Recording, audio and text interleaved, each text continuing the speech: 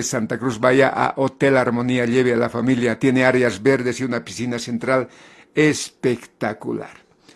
Guido Capra ya está al otro lado de la pantalla, le voy a dar la bienvenida. Hola Guido, buen día, gusto saludarte, un gran abrazo, gracias por haber aceptado nuestra invitación.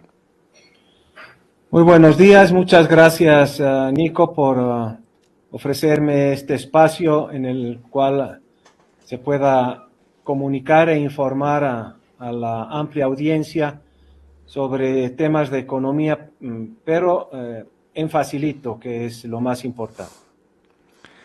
Guido, hemos estado asistiendo a noticias importantes, diversas en el tema económico, la falta de dólares, la escasez de gasolina, y en ese marco llega un acuerdo entre el gobierno nacional y los empresarios privados para tratar de reencaminar todos estos resquebrajamientos de la economía nacional. Y al parecer esto empieza a tener frutos porque así lo dice Gary Rodríguez, el representante del Instituto Boliviano de Comercio Exterior. A ver, quiero compartir contigo este video sobre lo que dice Gary Rodríguez tras ese acuerdo firmado con el gobierno nacional. Y el Banco Industrial. No, esto se refiere al Banco Unión. Para empezar primero por ahí y después hablaremos sobre esto del Banco Unión y el famoso yuan. ¿De qué manera, Guido, cómo va a afectar o qué efectos va a tener ese acuerdo entre el gobierno nacional y los empresarios privados del país para tratar de ahuyentar esta situación de la situación económica del país? Bueno, quisiera empezar recordando el aporte de uno de los mejores economistas, que en realidad era periodista también, que hemos tenido en el mundo, y es Henry Hazlitt, un periodista económico americano que escribió un gran libro que se llama Economía en una lección. Y Economía en una lección se basa mucho también en los aportes de Federico Bastiat, otro gran economista del siglo XIX y que ha sido olvidado por la mayoría, por no decir por el 100% de los economistas. El aporte de Henry Hazlitt y Economía en una lección es que divide a los economistas en dos, en los malos economistas y en los buenos economistas. El mal economista solo ve el corto plazo y solamente ve el efecto directo de las medidas que se toman sobre un segmento en particular. Es decir, es una relación directa causa-efecto. En cambio, el buen economista, a diferencia del mal economista, ve el largo plazo y ve el impacto de las medidas no solamente en un solo segmento, en un solo sector, sino en todos los sectores de la economía. Lo que sucede con el acuerdo entre el gobierno y los empresarios es un gran engaño. Y es un gran engaño porque no han estado presentes los empresarios más importantes.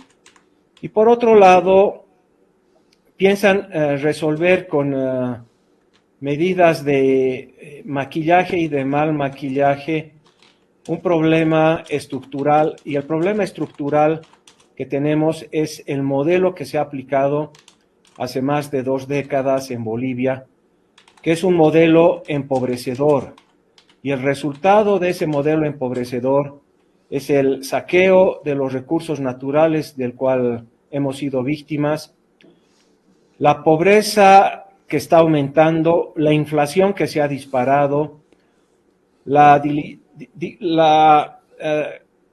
reducción tremenda de nuestras reservas internacionales netas.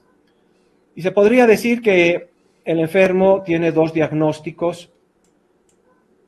Un primer diagnóstico es una crisis de balanza de pagos que se refleja en la escasez dramática de dólares, una devaluación implícita, la imposibilidad de poder desarrollar actividades de forma normal porque los importadores no pueden importar y los productores tampoco pueden hacerse de los insumos para producir, y la gente común no puede acceder a dólares para satisfacer sus necesidades de salud, por ejemplo. De hecho, hoy por hoy en las farmacias es muy difícil conseguir medicamentos importados y mucha gente está sufriendo la carencia de medicamentos que dependen o que hacen la vida o la muerte de muchas personas.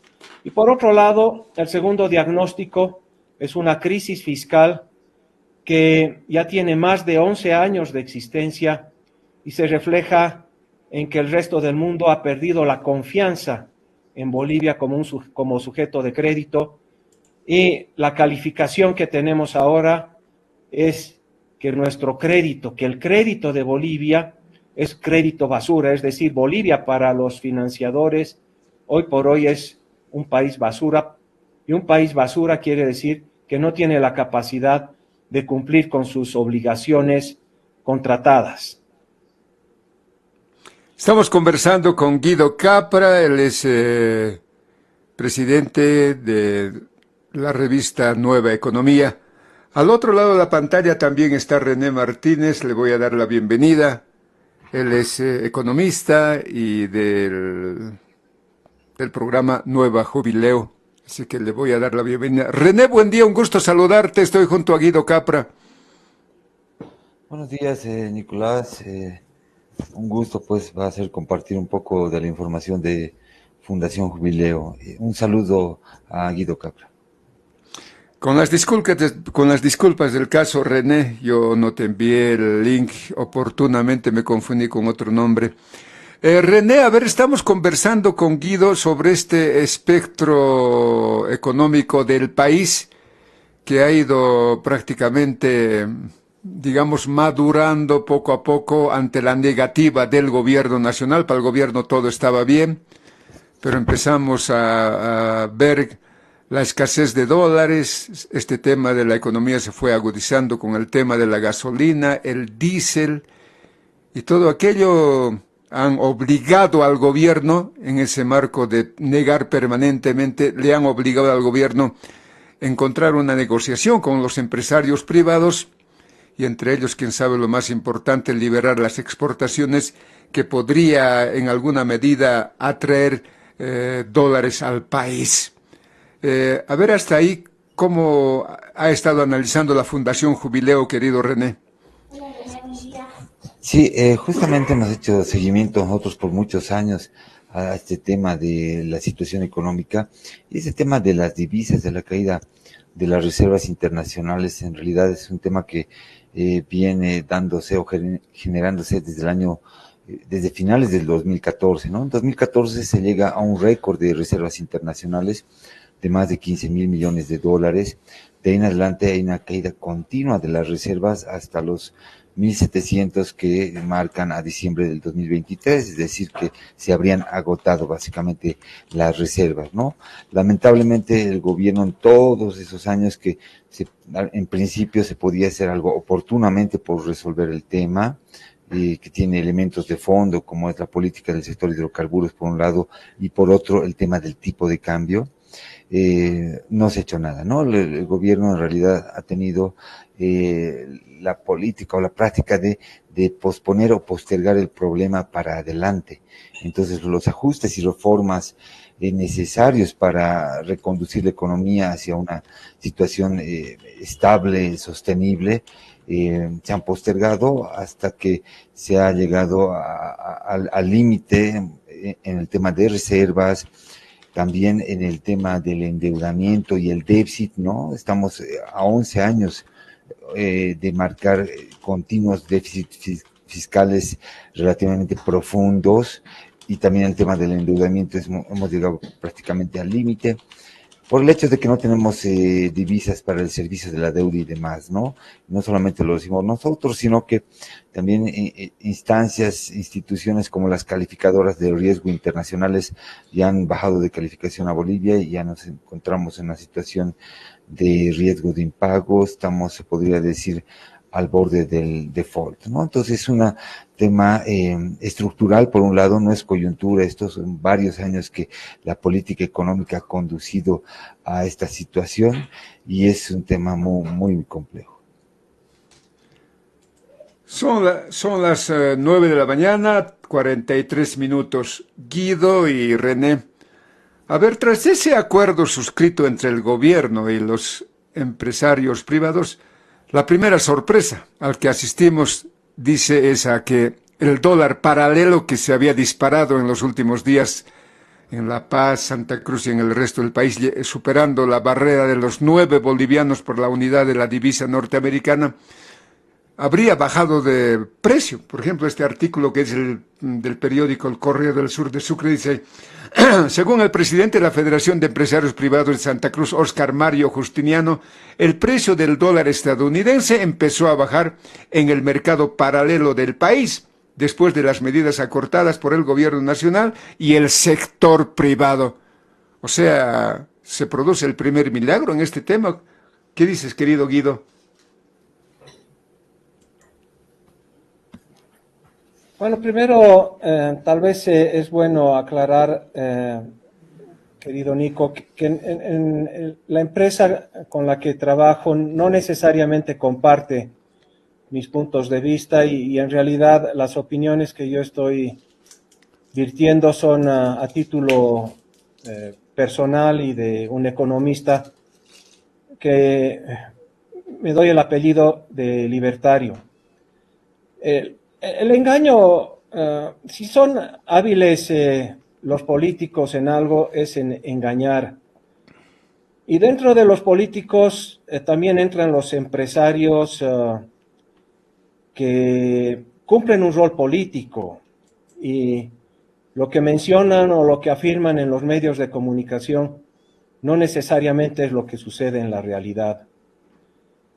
Y lo que sucede en la realidad es que este esquema, este modelo, ha dejado de lado el poder que tiene el mercado para poder transmitir información.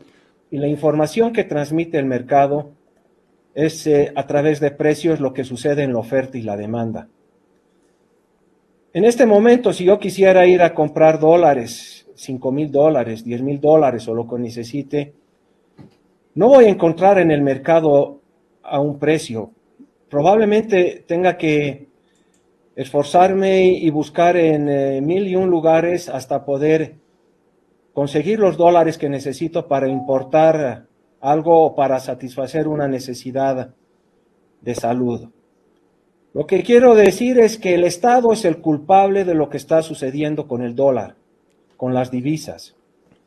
Si hay un solo culpable en todo lo que está pasando en esta economía, es el Estado, y el Estado es una organización criminal que no deja que las personas puedan llevar adelante su plan de vida, es decir, su acción humana, como lo diría Mises.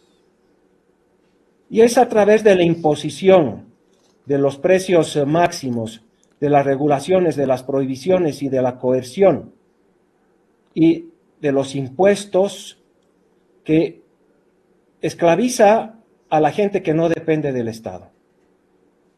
De hecho, Murray Rothbard, uno de los mejores economistas del mundo, el mejor economista del mundo, menciona en uno de sus libros que se llama Poder y Mercado, lo que significa el poder, y el poder es el Estado que tiene que hacer necesariamente uso de la fuerza para imponer lo que no dejan que haga la gente. Es decir, se imponen a la voluntad de la gente y la gente, las personas, el individuo, no puede hacer lo que mejor le parezca con su cuerpo, con su libertad y su propiedad. Y eso se llama imposición. Y la imposición es una forma de esclavismo. Para mí, desde mi punto de vista muy particular, Lo que vivimos es una especie de servidumbre, es una especie de esclavismo en la que el Estado se apropia de nuestros derechos naturales para imponer acciones que son contrarias a la voluntad del individuo.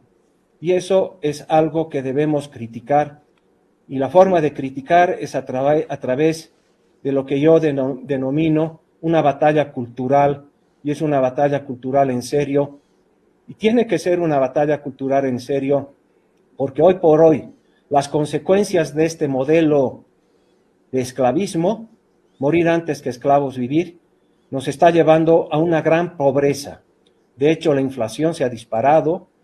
De hecho, ya no es posible conseguir en el mercado productos.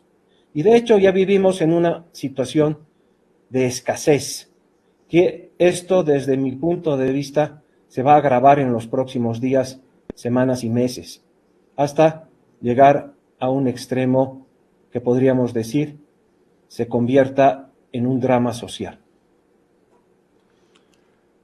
Este artículo además dice, en base a las declaraciones del presidente de la Federación de Empresarios Privados de Santa Cruz, Oscar Mario Justiniano, dice, hemos realizado monitoreo en 3 ciudades importantes, La Paz, Cochabamba, Santa Cruz, y hemos visto que el dólar en el mercado paralelo ha empezado a bajar, y esa es una de las principales señales las cuales esperábamos con esta medida, informó el empresario cruceño.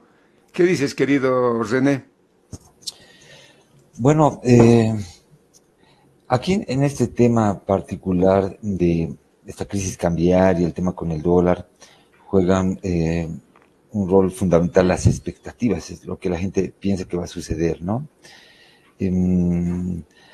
Y el gobierno particularmente ha estado tratando de manejar estas expectativas o conducir las expectativas de manera positiva, ¿no? Que la gente piense que la situación se va a normalizar o que se está normalizando en determinado momento.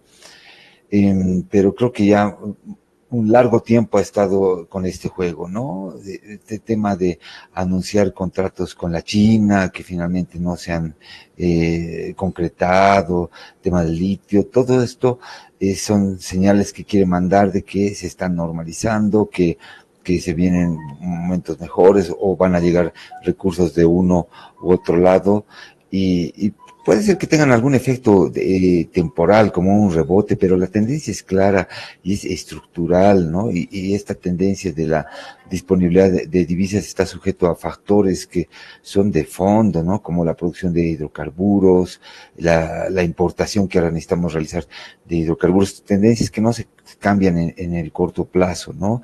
Entonces, el gobierno, si bien ha estado tratando de manejar este tema de las expectativas, a la par, obviamente, debería haber implementado las políticas adecuadas para salir, revertir esta situación, ¿no? Porque también los diferentes agentes económicos, las personas son racionales, ¿no?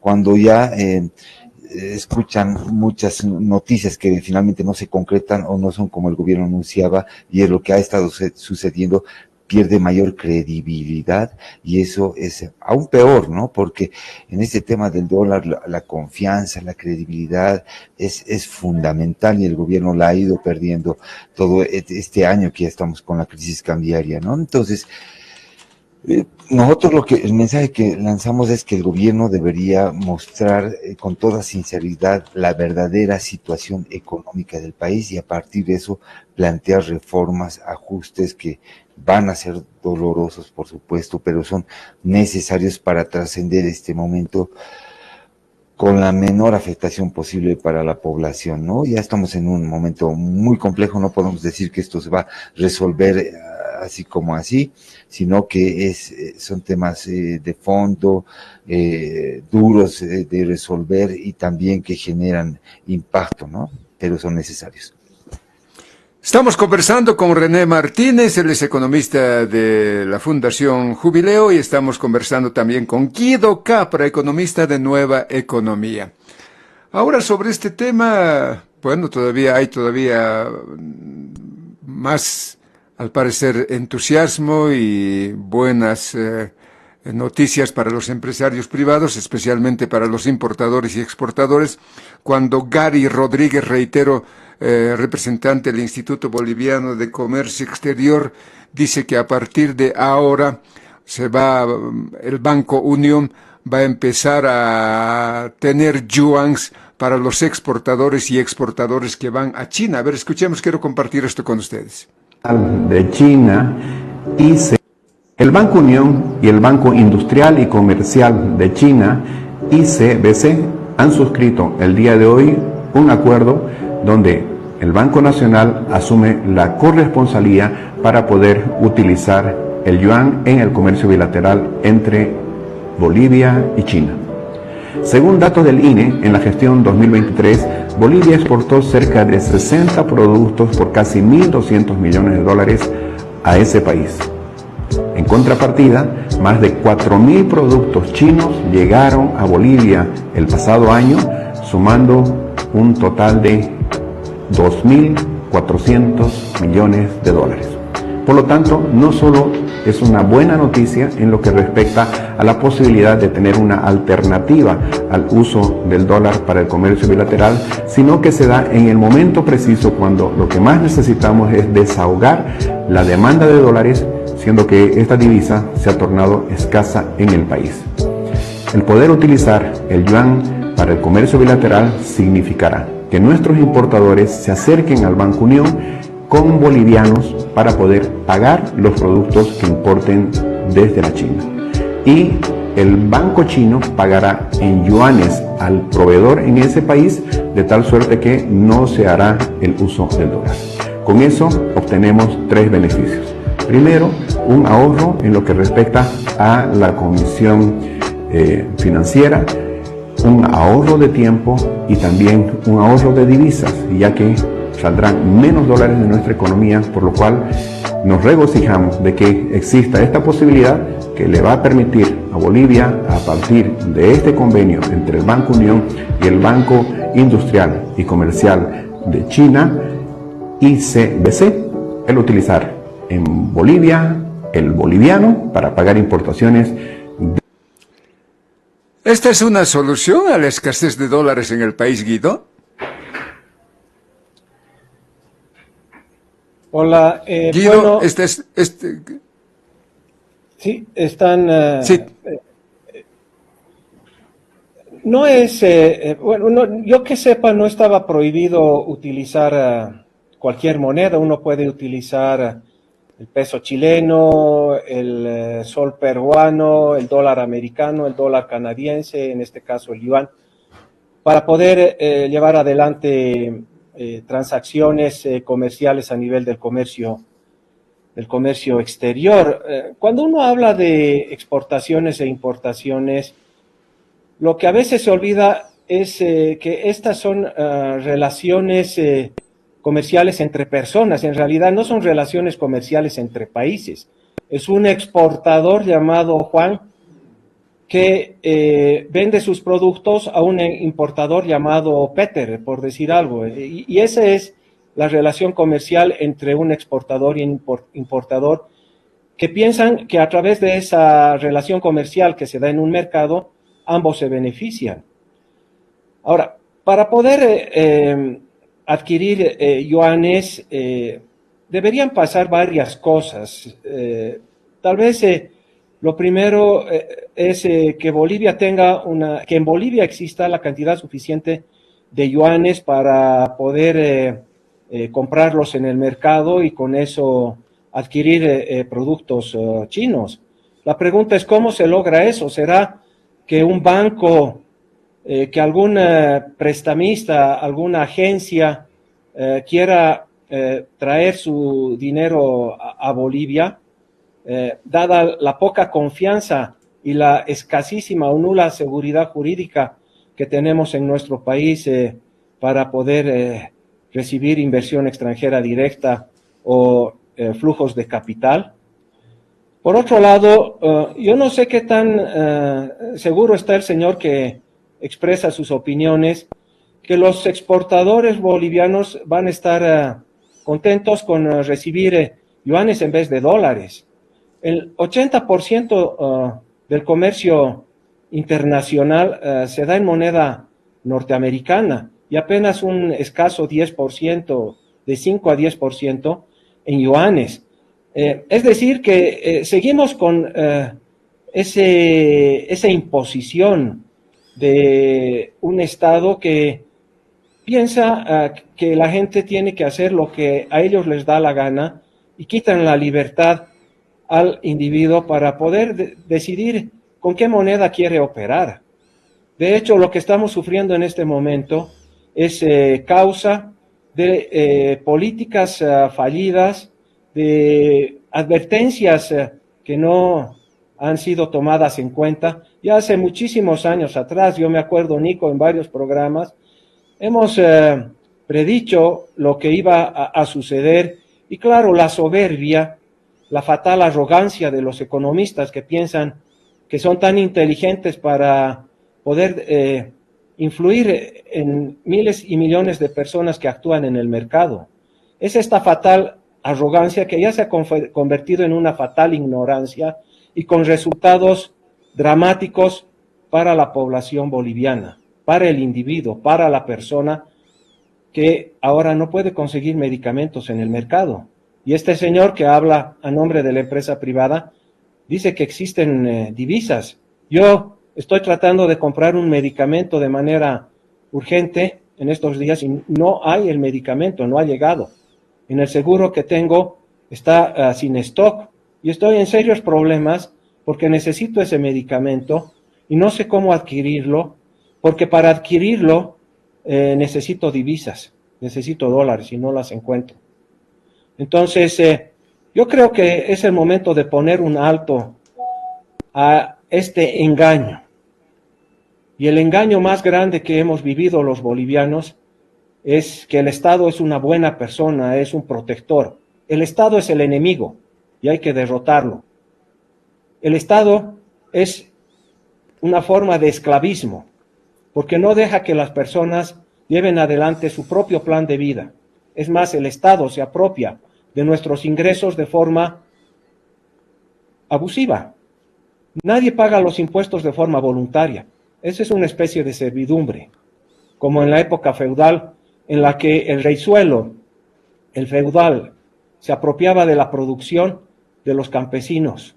Eso es lo mismo que estamos viviendo, no solamente en Bolivia, sino en otros países.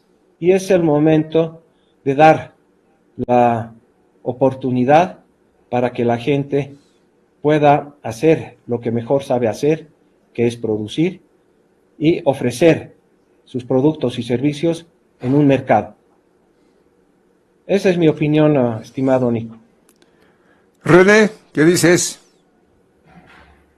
Bueno, este tema del yuan me parece también con esa misma tendencia de tratar de llevar las expectativas, por otro lado, no le veo mayor proyección, porque hay un detalle, el tema, si bien se manifiesta en lo que es la escasez de dólares, el problema no es el dólar, el problema es el boliviano, es como que la moneda boliviana es la que ha perdido el valor, ¿no? Es lo que sucede. Y el yuan es otra divisa, ¿no? Es como el dólar o como el euro, otra divisa. Va en caso de que aquí vaya a llegar, se vaya a hacer transacciones con yuanes como el gobierno lo ha estado planteando y demás, finalmente va a llevar el mismo tipo de cambio que está registrando el dólar, porque uno compraría yuanes, el yuan muy fácilmente se puede convertir al dólar, entonces ese sería el canal. Por lo tanto, estaría sujeto a la misma disponibilidad y al mismo precio que estamos viendo en el mercado paralelo del dólar, ¿no? Los agentes económicos son racionales, no van a perder, es muy complejo que esta tenga una mayor proyección, sí. Guido, René dice que no es el tema de las divisas, ni el dólar, ni el yuan, sino es que el boliviano se ha ido devaluando. ¿Qué dices, Guido? El boliviano ha perdido su poder y lo que debemos entender es que el respaldo del boliviano, de los 10, 100 o un boliviano que tenemos en nuestro bolsillo, el respaldo son los activos que respaldan, y el activo más importante que respalda el boliviano que tenemos en nuestro bolsillo, que se llama base monetaria, son las reservas internacionales netas. Está claro que el año 2014, cuando las reservas internacionales netas eran de 15,000 millones de dólares, y es parte del activo del Banco Central, entonces la cantidad de dinero que existía en circulación, tanto la base como la oferta monetaria, tenían un gran respaldo, es decir, era una moneda fuerte, el boliviano, porque tenían ese respaldo por detrás.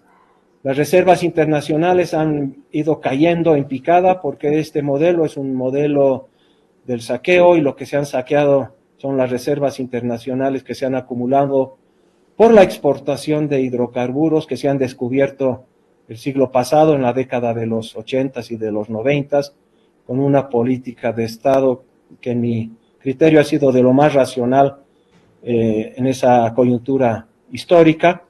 Se ha ido agotando para subvencionar un modelo, para subvencionar un imaginario de estabilidad, de progreso, y hoy por hoy el daño, ¿cuál es el daño? El daño es que ese boliviano ahora carece de valor, es decir, el poder de compra, el respaldo está por los suelos, y claro, hoy por hoy ese boliviano no vale absolutamente nada, y el dólar que antes se cambiaba a 6,96 bolivianos por un dólar, ahora necesitas 10 bolivianos para obtener el mismo dólar. Es decir, que el boliviano se ha depreciado en un 40% y el dólar se ha apreciado en un 40%. Yo no soy economista, René, pero lo que dicen ustedes me parece interesante. Si es que el boliviano se ha ido devaluando, no nos hemos ido percatando, pero ayer una señora que llegaba de los Yungas, creo que era, no sé de qué lugar de los Yungas, me decía, allá en mi pueblo los 20 centavos ya no existe, y además nadie quiere recibir 20 centavos. Y pensando en eso, yo digo que la moneda de 10 centavos, 20 centavos, incluso el de 50 centavos, ya casi no tienen valor, ya no hay nada a 50 centavos, no hay nada a 20 centavos y menos de 10 centavos. ¿Eso es muestra, digamos, de la desvaloración de nuestra moneda o estoy pateando oxígeno? Sí, correcto, Nicolás. Está muy relacionado a lo que es la inflación, ¿no? Si bien en los datos oficiales hemos visto que se registra una inflación relativamente baja los últimos años, también eso está muy sujeto a cómo está elaborada esa canasta para medir el precio de los diferentes productos y demás. Pero lo que estamos viendo, y especialmente más reciente, los últimos años o meses mejor, es que los precios están subiendo, ¿no? Y aquí hay dos elementos. Uno, obviamente este tema de la escasez de dólares es determinante para el tema de los precios, ¿no? Porque de acuerdo a eso, gran parte de los productos que consumimos aquí son importados o de contrabando y demás, y requieren divisas, requieren dólares.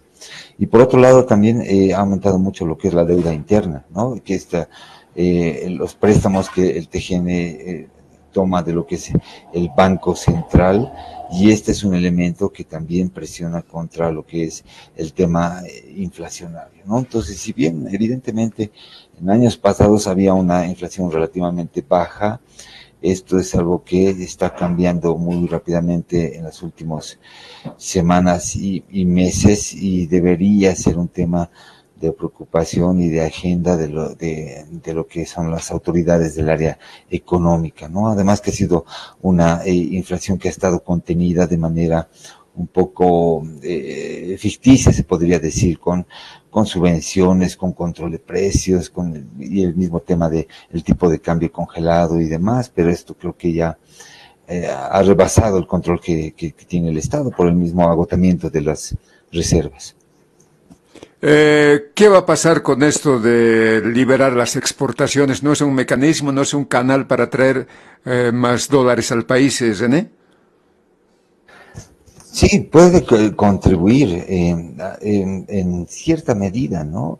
El tema, pero es muy grande, muy de fondo, muy estructural, la necesidad de divisas de dólares que requiere el Estado para afrontar las obligaciones como es el servicio de la deuda, la importación de hidrocarburos y demás, es muy grande. La brecha es bastante grande y obviamente este tema de la liberación de exportación va a contribuir, ¿no? Pero de una manera relativamente pequeña, se podría decir, o sea, contribuye, que lamentable que se tomen cierto tipo de medidas cuando ya realmente ya no hay reservas internacionales, cuando ya estamos al final, es cuando recién se están tomando algunas medidas, y muchas de las medidas que han presentado son medidas que tienen poca proyección de que funcionen, algunas, y otras son como políticas tipo parche, ¿no? Que son pequeñas cositas que están tratando de contener una situación mucho más grande, mucho más compleja. Pero ahí la liberación de exportaciones contribuye, pero de manera, si se quiere, marginal, ¿no? En cierta medida contribuye, pero no va a resolver el problema. Guido, ya en el final, gracias por haber conversado con nosotros. Estas medidas del gobierno son medidas son manotazos de ahogado y no va a solucionar el tema de fondo en el país. Sí, correcto. Lo que dice René es completamente cierto. Además, es importante añadir otros elementos que hacen la situación más difícil, y es la falta de confianza en la seriedad del Estado. Por otro lado, las obligaciones por la deuda ya contratada en épocas de ganancia van a empezar a presionarnos. Tenemos que honrar intereses y capital por la deuda, por la emisión de bonos soberanos del pasado. Eso hace también más complicada la situación. Hay juicios internacionales que nos van a pasar la factura y muy pronto por esa ansiedad de nacionalización mal llevada, que en realidad, desde mi punto de vista, se ha convertido en un gran negocio entre los políticos de turno y los ejecutivos de las empresas que se han nacionalizado. Lo hemos visto en el caso de una empresa chilena, en la que ha desaparecido información de las oficinas de uno de los ministerios, de la abogada que estaba defendiendo al Estado. Imagínense esa situación. No nos olvidemos que se vienen esos juicios y va a ser bien difícil no pagar cientos de millones de dólares por haber nacionalizado fierros que no sirven para nada, imagínense. Y por otro lado, la gente, que son muy pocos los que les sobran los bolivianos al final del mes, van a demandar dólares. Es decir, si tienes 100 bolivianos de ahorro al mes, esos 100 bolivianos de ahorro que tienes al mes los vas a convertir en dólares. Si puedes encontrar dólares, o los vas a convertir en otra moneda, en soles peruanos o en lo que sea, en pesos chilenos. Eso quiere decir que la demanda por divisas va a aumentar y la demanda por bolivianos va a seguir cayendo. Y eso genera una presión adicional al problema de divisas que tenemos en nuestro país. Eso se va a reflejar al final en una mayor presión por depreciar, porque se deprecia el boliviano, el que tienen los bolivianos, el poder de compra de nuestros salarios o de nuestros ingresos va a seguir cayendo. Vamos a ser cada día más pobres en este país gracias a este modelo, y ese es el resultado que ya lo hemos anunciado hace mucho tiempo atrás. Agradezco muchísimo a René Martínez, economista de Jubileo, y a Guido Capra, economista de Nueva Economía. La situación se complica porque de seguro de por medio hay otros mecanismos que tendrían que mejorar la situación económica del país. Hay una carrera desesperada del gobierno para presionar a los asambleístas del Congreso para la aprobación de créditos, ¿no? Y por otra parte no sabemos si estos acuerdos entre los empresarios y el gobierno van a alentar a las inversiones, que es otro canal muy importante para la generación de divisas, ¿no? Qué pena. Así está el país. René, un gran abrazo, te agradecemos muchísimo. Hasta siempre, a ver si más después podemos tocar estos otros temas que son muy importantes. Gracias, René, un gran abrazo. Gracias igualmente, hasta la próxima, pues, y siempre estaremos dispuestos a compartir información, análisis desde Fundación Jubileo. Un saludo al licenciado Capra de igual manera. Chao, Guido, un gran abrazo. Gracias, Nico, gracias, René, una oportunidad, un privilegio compartir el escenario con René y obviamente contigo, Nico. Muchas gracias.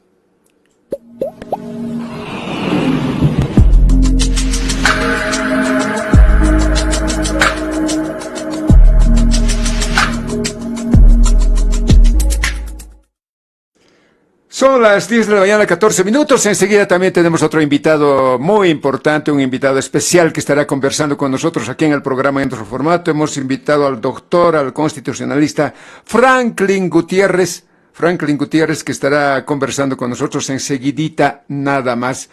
Amigas, amigos, una pausita cortita y enseguida retorno.